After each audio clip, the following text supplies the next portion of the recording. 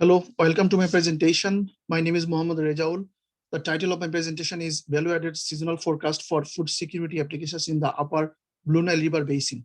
Seasonal forecast with a long lead time is very important for agricultural decision making.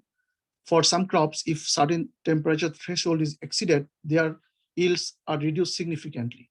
We are using bias correction methods to address these issues. Ethiopia is a land of 90 million people, and one-third of its population live below poverty line. There are some food assistance program going on, but they cannot achieve sustainable food security.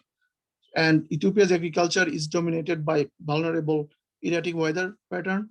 As we see here, the anomaly of temperature and precipitation data, and there are some drought events in the area.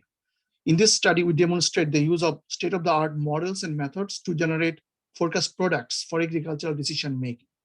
We use NOAA CFS Climate version 2 forecast with 32 members out to 7 months ahead of the season. We use DDAS datasets for training our model. We use CDF correction method and use various methods, including non-parametric, Gaussian fitting, and polynomial fitting methods. In order to capture the diurnal cycles, we stratify our data set into 4 cycles and recombine after bias correction. On top of the traditional method, we identify critical temperature beyond which the yield is reduced for certain crops. And using those forecasts issued 7 months ahead, farmers can take mitigation measures. In terms of results, we saw that we show the monthly variation of precipitation data set, and farmers, based on those availability of water in different months, farmers can decide which crops they are going to plant in the season.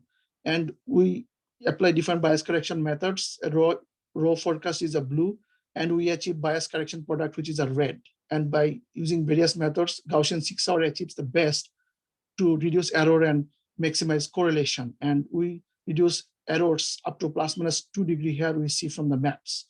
And Gaussian 6-hour methods can achieve the minimization of expenses and maximization of relative economic error, as we see from this graph.